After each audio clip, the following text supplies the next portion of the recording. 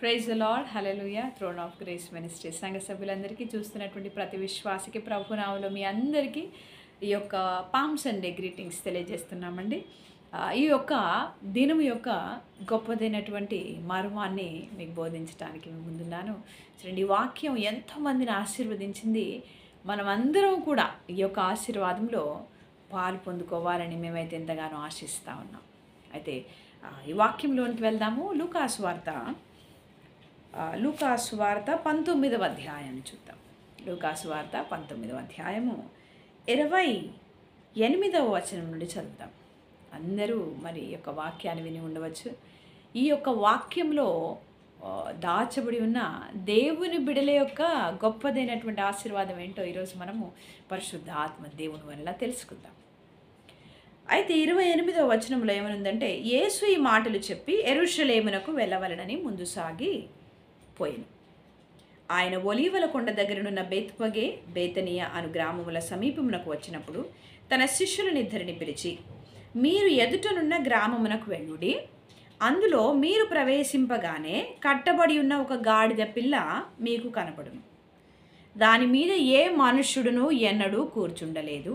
దానిని విప్పి తోలుకొని రండి. ఇక్కడ దేవుని వాక్యం ఏం సెలవిస్తూ ఉందంటే, చూడండి, ఇక్కడ మీరు ఎదుటనున్న గ్రామమునకు వెలుడి. అందులో మీరు ప్రవేశింపగానే కట్టబడి ఉన్న ఒక గాడిద పిల్ల కనబడును. యేసుప్రభు ఏం చెప్తా ఉన్నాడంటే, ఈ ప్రదేశానికి వచ్చినప్పుడు ఆయన యెరూషలేముకి వెళ్తా ఉన్నాడు. ఈ యొక్క బేత్పగే, బేతనియా అనే ప్రాంతముల దగ్గరికి వచ్చినప్పుడు ఆయన శిష్యులను పిలిచి ఏమన్నాడంటే, మీరు ఎదురుగా ఉన్న గ్రామానికి వెళితే అక్కడ కట్టబడి ఉన్న ఒక గాడిద పిల్ల కనబడుతుంది. ఆ గాడిద పిల్లని తీసుకొని రండి. అయితే వచ్చేటప్పుడు ఆ యొక్క గాడిద పిల్ల యొక్క సిగ్నిఫికెన్స్ చెప్తున్నాను. చూడండి, ఏ విధంగా ఉంది గాడిద పిల్ల అంటే, ఏ మనుష్యుడును ఎన్నడును కూర్చుండలేదు. ఏ మనుష్యుడును ఎన్నడును కూర్చుండలేదు. గమనించాలి, గుర్తుపెట్టుకోవాలి. ఏ మనుష్యుడును ఎన్నడును కూర్చుండలేదు అంటే ఇది దేని కొరకు ప్రత్యేకించబడిందంటే, ఒక పరిశుద్ధమైనటువంటి ప్రణాళిక కొరకు ప్రత్యేకించబడినటువంటి గాడిద పిల్ల, సెక్రెడ్ యానిమల్ ఇది. ఓకే, నా ఇక్కడ దానిని విప్పి తోలుకొని రండి. దానిని విప్పి, ఎందుకంటే అది కట్లతోనుంది, కట్టబడి ఉంది ఒక దగ్గర. సో దాన్ని విప్పి తోలుకొని రండి, నా దగ్గరికి తీసుకొని రండి. ఎవరైనాను మీరెందుకు దీన్ని చేయుచున్నారని మిమ్మల్ని అడిగిన ఎడల ఇది ప్రభువునకు కావలసి ఉన్నదని అతనితో చెప్పుడని చెప్పి వారిని పంపబడిన వారు వెళ్ళి ఆయన తనతో చెప్పినట్టే కనుగొని ఆ గాడిద పిల్లను విప్పుచుండగా దాని యజమానులు వచ్చారంటే, దాని యజమానులు, మీరు గాడిద పిల్లని ఎందుకు విప్పుచున్నారని వారిని అడిగిరి. అందుకు వారు, ఇది ప్రభువునకు కావలసి ఉన్నదనిరి. తర్వాత వారు యేసునొద్దకు దానిని తోలుకొని వచ్చి ఆ గాడిద పిల్ల మీద తమ బట్టలు వేసి యేసును దాని మీద ఎక్కించి ఆయన వెళ్ళుచుండగా తమ బట్టలు దారి పొడుగునా పరిచిరి.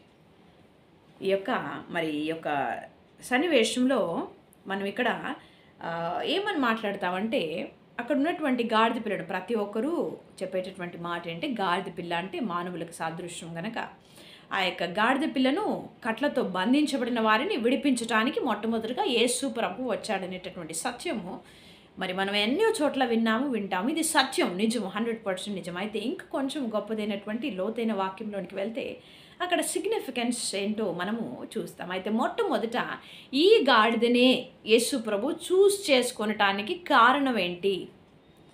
ఎందుకు గుర్రాన్ని అడగలేదు యేసు ప్రభు? ఎందుకు ఒంటిని అడగలేదు యేసు ప్రభు? ఎందుకు ఏనుగును అడగలేదు? మరి ఆ యొక్క యెరూషలేములో లేదంటే ఇజ్రాయేలు జనులలో ఈ గాడిదకు ఎందుకు ఒక ప్రత్యేకత ఉంది? మరి అక్కడ ఉన్నటువంటి మనుషులు కూడా గాడిద మీద యేసు ప్రభు వస్తూ ఉన్నప్పుడు అక్కడ ఉన్నటువంటి ధర్మశాస్త్రోపదేశకులు, పరిసయ్యులు, మరి ఆ యొక్క శిష్యులు అరుస్తూ ఉంటే కూడా ప్రభు పేరిట వచ్చి వారు జయము అని వారు స్తుతింపబడును గాక అని మాట్లాడుతూ ఉన్నప్పుడు ఎందుకు అక్కడ ఉన్నటువంటి వాళ్ళు ఎందుకు ఆగిపోండి, ఎందుకు మీరు అట్లా అరుస్తున్నారు, ఎందుకు అరవకండి అని ఎందుకు ఆపేస్తున్నారు? వాయ్? వారికి మనకు తెలియని సత్యం ఏదో తెలుసు. నిజమే, గాడిద పిల్లను విడిపించడానికే వచ్చాడు యేసుప్రభు. కానీ గాడిద పిల్లను ఎక్కి రావటానికి కారణం ఏంటనేది ఒకసారి మనం చూస్తాం. అయితే ఒక గాడిద పిల్ల ఎక్కడుంది అనేది, ఈ గాడిద యొక్క యూసేజ్ ఎవరు చేస్తున్నారు, గాడిదని ఎవరు యూజ్ చేస్తున్నారు అనేది ఈరోజు మనం ఒక మాట ముందుకు వెళ్దాం. శామ్యుయల్కి వెళ్దామండి. చూడండి, will go to 1 Samuel or else we'll go to 1 Kings.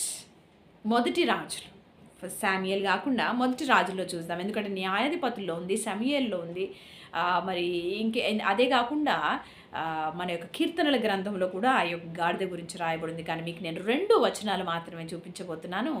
అది 1 Kings చాప్టర్ 1 చూడండి. మొదటి రాజులు మొదటి అధ్యాయము ఎన్నో వచనం నుండి చదువుతాం మనం అంటే ఇక్కడ. సో 1 Kings వన్స్ అగైన్ 2 Samuelకి వెళ్దాం. 2 Samuel. So will go to that first. Next will go to 1 Kings. 2 Samuel 16 మొదటి వచనం చదివితే, దావీదు కొండ శిఖరం అవతల. దావీదు గురించి, దావీదు ఎవరు అంటామంటే రాజైన దావీదు. దావీదు ఇప్పుడు ఎక్కడున్నాడు? కొండ శిఖరం అవతల కొంచెం దూరం వెళ్ళిన తర్వాత మెఫీబోషేతు సేవకుడైన సీబా గంతలు కట్టిన 2 గాడిదలను తీసుకొని వచ్చాను. గంతలు కట్టిన 2 గాడిదలను దావీదు దగ్గరికి తీసుకొని వచ్చాను. 200 రొట్టెలను, 100 ద్రాక్ష గెలలను, 100 అంజూరపు అడలను, ద్రాక్షరసపు తిత్తి 1 వాటి మీద వేసి ఉండెను. ఇక్కడ రాజు ఏమని అడుగుతున్నారంటే, ఇవి ఎందుకు తెచ్చితువని సీబాను అడగగా, సీబా అనేటటువంటి వ్యక్తి దావీదుకు గాడిదలను తీసుకొని వచ్చాడు. దానిపైన తినే వస్తువులందరినీ తీసుకొని వచ్చాడు. అప్పుడు రాజు ఏమని అడుగుతున్నాడంటే, నువ్వెందుకు ఇవన్నీ తీసుకొని వచ్చావు నా దగ్గరికి అని అడుగుతున్నాడు. అప్పుడు సీబా ఏం చెప్తా ఉన్నాడంటే, గాడిదలు రాజు ఇంటి వారు ఎక్కుటకును. జ్ఞాపకం ఉంచుకోవాలా, ఎవరండి?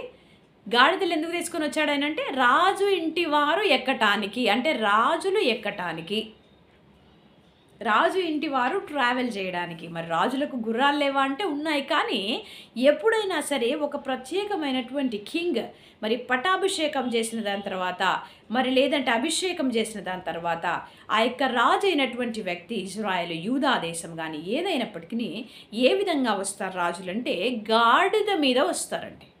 గాడిదలని కొన్నిసార్లు ప్రయాణానికి లేదంటే ఎంట్రీకి వాడతారు. ఆమెన్. నా ఇక్కడ మరి రాజు ఇంటి వారికి గాడిదలు రాజు ఇంటి వారు ఎక్కుటకును, రొట్టెలను అంజూర పడలను అలసట నొందిన వారు త్రాగుటకును తెచ్చితిని అనగా. సో మొదటిది ఏంటంటే, రాజులు ఎక్కడానికి యూజ్ చేసేటటువంటి మరి ఆ యొక్క యానిమల్ ఏంటంటే గాడిద. మరి 2వ వచనం దగ్గరికి వెళ్దాం. మొదటి రాజులు 31వ వచనం నుండి చదువుదాం. మొదటి రాజులు 31వ వచనము. బత్షెబా సాగిలపడి రాజునకు నమస్కారము చేసి, నా ఏలిన వాడైన రాజుకు దావీదు సదాకాలము బ్రతుకునుగాక.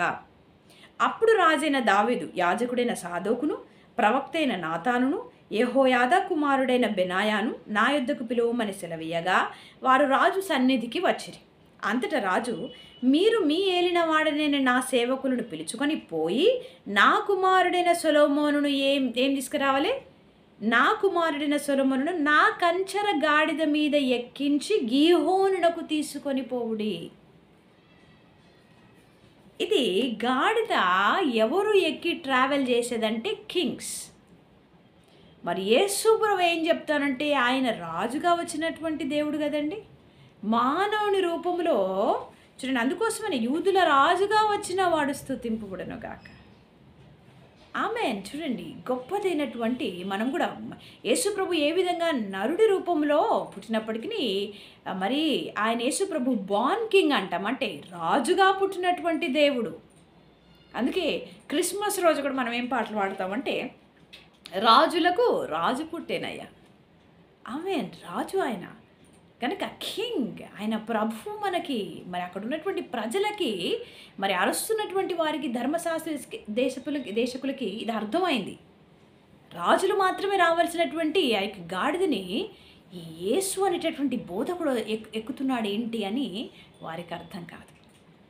ఆమెన్. మరి రాజులైనటువంటి వారే, ఇజ్రాయేలును కాపాడటానికి వచ్చినటువంటి యేసు ప్రభువే, రాజుగా వచ్చినటువంటి ప్రభు యొక్క రాజ్యాంగాన్ని వారు తృణీకరిస్తారు. మరి ఆ విధంగా గాడిద మీద ఎక్కొస్తున్నప్పుడు కానీ వారికి ఇక ముందు చూసినటువంటిదంతా దావీదు, సొలొమోను వీరిదంతా చూసుండవచ్చు వాళ్ళు, కానీ వారు యేసుని యాక్సెప్ట్ చేయలేదు. చూడండి ఎంత భయంకరమైనటువంటి పరిస్థితి. యేసు ప్రభుని రిజెక్ట్ చేయడం జరిగింది. యేసు ప్రభు వీటన్నిటిని వారికి చూపిస్తూ ఉన్నాడు. నేను మీ కొరకు పంపబడ్డానని చూపిస్తా ఉన్నాడు. కానీ అక్కడ ఉన్నటువంటి మనుషులు యేసయ్యను యాక్సెప్ట్ చేయలేదు. అందుకోసమని యేసుప్రభు ఏమన్నాడంటే ఆ యొక్క డాంకీని తీసుకొని రండి, ఆ యొక్క గాడిదని తీసుకొని. యేసుప్రభుకి తెలుసు, ఎందుకంటే ఆయన సమస్తమైన ధర్మశాస్త్రమును ఎదిగినటువంటి వాడు, ఆయనను నెరవేర్చినటువంటి దేవుడు ఆయన. ఆమేన్. ఇప్పుడు ఇక్కడ కట్టబడిన గాడిద అంటే ఇక్కడ ఆ యొక్క గాడిద పిల్ల ఒకవేళ మానవులకు సాదృశ్యంగా తీసుకున్నట్లయితే ఆ యొక్క గాడిద పిల్ల కట్టబడి ఉంది. అయితే యేసుప్రభు వచ్చింది ఎందుకంటే కట్టబడిన ప్రతి బంధకా నుండి ఆయన బిడ్డలను విడిపించడానికి. అయితే అక్కడ యజమానుడు ఉన్నాడు, గమనించాలి. అయితే వాళ్ళు వెళ్ళి ఆ యొక్క తీస్తున్నప్పుడు వారి యజమానుడు వచ్చాడు. ఎందుకు దీన్ని తీసుకువెళ్తున్నామని అన్నారు. యజమానుడు చూడండి, లోకంలో యేసుప్రభు దేవుడుగా రానంత వరకు ప్రతి మానవుని యొక్క యజమానుడు, బంధించబడినటువంటి బిడ్డలందరి యొక్క యజమానుడు ఎవరుగా ఉన్నాడంటే వాడు సాతానుడిగా ఉన్నాడు. అందుకోసమనే సాతాను కట్ల నుండి విప్పటానికి యేసుప్రభు రాజుగా వచ్చాడు, ప్రభువుగా వచ్చాడు ఆయన, కానీ రక్షకుడుగా వచ్చాడు ఆయన. కానీ మానవులు దాన్ని యాక్సెప్ట్ చేయలేదు. ఆయన తప్పకుండా విడిపించడానికి వచ్చినటువంటి దేవుడు. మరి విడిపించినటువంటి ఆ యొక్క గాడిద పిల్లను తీసుకొని వచ్చినప్పుడు ఆ గాడిద పిల్ల పైన ఏం వేశారంటే చూడండి, ఆ గాడిద పిల్ల మీద తమ బట్టలు వేసిరి. యేసు ప్రభు చూడండి గాడిద పిల్లను విడిపించిన దాని తర్వాత చూడండి, ఏ మానవునైనా ఏ బిడ్డనైనా యేసయ్య విడిపించిన దాని తర్వాత వారికి గొప్పదైనటువంటి వస్త్రములను ధరింపజేస్తాడండి. వస్త్రాలు ధరింపజేస్తాడు. ఎక్కడుందంటే చూడండి, లూకా సువార్తలో 15వ అధ్యాయంలో యేసు ప్రభువు 3 పారబుల్స్ మాట్లాడతాడు. యేసు ప్రభు 3 ఉపమానాలు చెప్తాడు. మొదటిది ఏంటంటే తప్పిపోయినటువంటి గొర్రెపిల్ల, రెండవది ఏంటంటే మిస్ అయిపోయినటువంటి కాయిన్, తప్పిపోయినటువంటి కాయిన్, మూడవది ఏంటంటే తప్పిపోయినటువంటి కుమారుడు. 3 కూడా ఒకటే అధ్యాయంలో ఉంటాయి. ఆ తప్పిపోయినటువంటి కుమారుడు మరలా తిరిగి తండ్రి దగ్గరికి వచ్చినప్పుడు ఆ యొక్క తండ్రి ఆయనకి ఏమేం చేస్తారంటే ప్రశస్తమైన వస్త్రము, గమనించాలి 15వ అధ్యాయంలో ఉంటుంది 21వ వచనం, 15వ అధ్యాయము 22వ వచనం మీరు చూస్తే అక్కడ ప్రశస్తమైన వస్త్రములు తొడిగింపచేసెను. దాని తర్వాత చేతికి ఉంగరము తొడిగింపచేసెను. అధికారం, వస్త్రం, అధికారం ఇచ్చాడు. మన యొక్క అవమాన స్థితిని తొలగించడానికి యేసుప్రభు వచ్చాడు. మీ యొక్క అవమానము తొలగింపజేయడానికి ప్రశస్తమైన వస్త్రం ధరింపజేస్తాడు. రెండవది ఏంటంటే ఆ యొక్క ఉంగరం, అధికారమును నీకు ఇస్తా ఉన్నాడు యేసయ్య. మూడవది ఏంటంటే ఆ యొక్క కాళ్ళకు చెప్పులను ధరింపజేశాడండి. ఇది యేసు ప్రభు బంధించబడిన వారిని విడిపించినప్పుడు చేసేటటువంటి ప్రణాళిక. అందుకోసం మన గాడిద పిల్లని తీసుకొని వచ్చిన దాని తర్వాత అక్కడ ఆ యొక్క వస్త్రాలు వేయడం జరిగింది. మరి చూడండి, యేసు ప్రభువుని ఎక్కించిన దాని తర్వాత యేసు ప్రభు గాడిద పిల్ల రాగానే ఎక్కి కూర్చోలేదు. కనుక ఏ బిడ్డనైనా సరే యేసు ప్రభు విడిపించిన దాని తర్వాత బంధకాల నుండి ఆ యొక్క బిడ్డల జీవితాల్లో గొప్ప అద్భుతాలు జరిగిస్తాడు. అంటే వారి స్థితిని మారుస్తాడు ఆయన గొప్ప ఆశీర్వాదం దయచేస్తాడు. మరి తప్పిపోయినటువంటి కుమారుడు ఇంటికి యేసు ప్రభు దగ్గరికి వచ్చినప్పుడు, మరి అది యేసు ప్రభు కాదు ఒక ఉపమానం అంటారేమో, దాని యొక్క మర్మం ఏంటంటే యేసు ప్రభు బోధిస్తూ ఉన్నాడు, తండ్రి దేవుని గురించి చెప్తా ఉన్నాడండి. అందులో తండ్రి స్వభావం చెప్తా ఉన్నాడు. తండ్రి అంటే మన పరలోకమందున్న తండ్రి ఆయనే ఆ తప్పిపోయిన కుమారుడు వచ్చినప్పుడు ఇవన్నీ ధరింపజేశాడు. కనుక ఇది యేసుప్రభుని గురించి కాదనటానికి లేదు. మనకు జ్ఞానం అవసరం, విజ్డమ్, వి నీడ్ విజ్డమ్. మరి ఎక్కడి నుండి వస్తుంది జ్ఞానం అంటే యేసయ్యని అడగటం వలన, ఈ వాక్యము చదవటం వలన, ఆ వాక్యంని అర్థం చేసుకొని ఆత్మని ప్రభు అనుగ్రహించండి అని అడగటం వలన. ఇక్కడ మరి వస్త్రాలు ధరింపజేశాడంటే మీనింగ్ ఏంటంటే దేవుడు మీ యొక్క స్థితిని, మన యొక్క స్థితిని మార్చి ఒక అద్భుతాన్ని ఇస్తాడు మనకి. అంటే మన స్థితిగతిని మార్చివేస్తాడు, మనకు ఒక సాక్ష్యము దయచేస్తాడు, గొప్ప విడుదలని ఇస్తాడు. అప్పుడు మనం ఏం చేస్తామంటే యేసు ప్రభును ప్రకటిస్తాం. మనం అప్పుడు ఏమని ప్రకటిస్తామండి? నా జీవితం ముందు ఈ విధంగా ఉండింది, యేసయ్య నా దగ్గరికి వచ్చి నన్ను రక్షించిన దాని తర్వాత నా జీవితం ఈ విధంగా మార్చబడింది. ఆ విధంగా నువ్వేం చేయబడతావంటే నువ్వు సాక్షిగా మార్చబడతావు అనేకులకు. చూడండి, ఇక యేసు ప్రభు ఒకసారి అలసిపోయి ఒక బావి దగ్గర కూర్చున్నప్పుడు ఒక స్త్రీ వస్తుంది. ఒక లైఫ్ స్టైల్, ఒక పాపంతో కూడిన లైఫ్ స్టైల్ ఉన్నటువంటి స్త్రీ వచ్చినప్పుడు ఆమెతో మాట్లాడిన దాని తర్వాత వెళ్ళి నీ భర్తను తీసుకురా అంటే ఆమె ఏమంటుందంటే నాకు భర్త లేరంటుంది. అప్పుడు యేసయ్య ఏమంటాడు, నిజమే, నువ్వు చెప్పింది నిజమే, కానీ ఇప్పుడున్నది నీ భర్త కాదు కానీ అని అంటాడు. అంటే ఆమె పాపమే చేసింది, కానీ ఆమెను డిస్క్వాలిఫై చేయలేదండి యేసుప్రభు. మరి ఆమె యేసుప్రభును చూసి ఏం చేసిందంటే, అప్పటి వరకు హైడింగ్లో ఉన్నటువంటి ఆమె యేసు ప్రభు మాట వలన విడుదల పొందినటువంటి ఆమె యొక్క జీవితము వెళ్ళి ఆ ప్రదేశం అంతటా ఇవాంజలిస్ట్గా మార్చబడిపోయింది. ఆమె వెళ్ళి నన్ను మార్చినటువంటి యేసయ్యను చూడండి, యేసు ప్రభు మెస్సియా వచ్చాడు చూడండి, నేను చేసిన నా యొక్క పాపాలని నాకు చెప్పాడు చూడండి, నన్ను క్షమించానని చెప్తున్నాడు చూడండి, ఈరోజు నా జీవితం మార్చివేయబడిందని సాక్షిగా మార్చబడింది ఆమె. అంతవరకు బంధించబడిందా అంటే బంధించబడే ఉంది. చీకటిలో ఉందా అంటే చీకటిలోనే ఉంది. సాతానుని బంధకాల్లో ఉందా అంటే బంధకాల్లోనే ఉంది. యేసు ప్రభుని ఎన్కౌంటర్ కావటంలోనే ఆమె జీవితం మార్చబడిపోయింది. ఆమె జీవితం సాక్షిగా మార్చబడింది. కనుక ఈ గాడిద పిల్ల సాదృశ్యం కూడా అదే అండి. వస్త్రాలు వేసిన దాని తర్వాత యేసు ప్రభు ఎక్కాడు. ముందే ఎక్కి కూర్చొని వస్త్రాలు ధరింప చేయబడలేదు అక్కడ. కనుక విడిపించబడిన ప్రతి బిడ్డలకి గొప్పదిన ఆశీర్వాదం, అద్భుతమును దయచేసిన దాని తర్వాత యేసు ప్రభు ఆ గాడిద పిల్లని ఎక్కుతున్నాడు. ఎందుకంటే నువ్వు ఇప్పుడు యేసయ్యను ప్రకటించే సాక్షిగా మారుతావు, యేసయ్యను ప్రకటిస్తూ వెళ్తావు నువ్వు. అయితే ఈ ప్రణాళికలో కూడా దేవుడు నీకు నీ పాదములకు కూడా రాయి తగలకుండా కాపాడతాడు. ఆమేన్. చూడండి ఎంతో గొప్పదైనటువంటి ప్రొటెక్షన్ సామ్ దేవుడు ఆయన బిడ్డలమైన మనకు అనుగ్రహించాడు. ఆ యొక్క సామ్ ఏమిటంటే 91 సామ్, 91వ కీర్తన. ఆ యొక్క కీర్తనలో గొప్పదైన ఆశీర్వాదం, గొప్పదైన రక్షణ, భద్రత ఉన్నాయండి. ప్రతి ఒక్కరూ రక్షించబడటానికి, శత్రు అటాక్స్ నుండి విడుదల పొందటానికి 91వ కీర్తన మనకు బలంగా దేవుడు అనుగ్రహించాడు. అయితే ఇక్కడ కూడా కనుక ప్రతి ఒక్కరూ ఆ యొక్క 91వ కీర్తనని చదువుకోవాలి, మెడిటేట్ చేయాలి. అందులో రక్షణలో ఆయన రెక్కల నీడలో మనం భద్రపరచబడాలి. ఆమేన్. చూడండి అక్కడ కూడా శిలువ రక్తమే ఉంది. మహోన్నతుడి చాటున నివసించువాడే, మహోన్నతుని చాటున నివసించువాడే అంటే ఆయన చాటున అంటే ఆయన శిలువ రెక్కల నీడలో, ఆయన చేతుల నీడలో. చూడండి ఆ యొక్క వింగ్స్ దేనికి సాదృశ్యం అంటే యేసు ప్రభు చేతులకి సాదృశ్యం. కనుక ఆ రెక్కల నీడలోని మనం ఆశ్రయం ఉన్నామనుకోండి, ఏ ఆపద మనకి రాదు. ఆ రెక్కల నీడలో, ఆ యొక్క రక్తములో, ఆ సిలువలో ఉన్నటువంటి బిడ్డల జీవితాలలోనే ఆయన దూతలకు ఆజ్ఞాపిస్తాడు. ఆ యొక్క దూతలు ఏం చేస్తారండి అంటే ఆయన బిడ్డలమైన మన పాదములకు కూడా రాయి తగలనివ్వడు. పాదం మనం నడిచే పాదాలకు రాయి తగలనివ్వకుండా కాపాడే దేవుడు.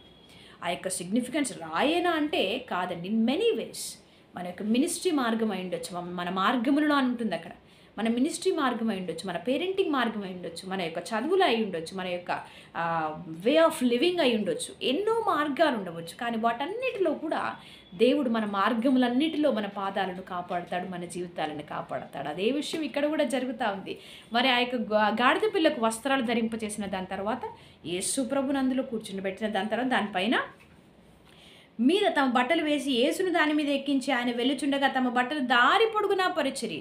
మరి యేసు ప్రభు గాడిద పిల్ల మీద ఎక్కి కూర్చుంటే దారి పొడుగునా బట్టలు పరచవలసిన అవసరం లేదు. కానీ ఎందుకు అక్కడ దేవుడు దాన్ని అలవ చేస్తూ ఉన్నాడంటే గాడిద పిల్ల పాదాలు కూడా క్షేమంగా పడాలని. ఆమెన్. గనుక ఈ యొక్క గొప్పదైనటువంటి అభిషేకం ఈ యొక్క దినానికి సిగ్నిఫికెన్స్ ఉందండి. ఆమెన్.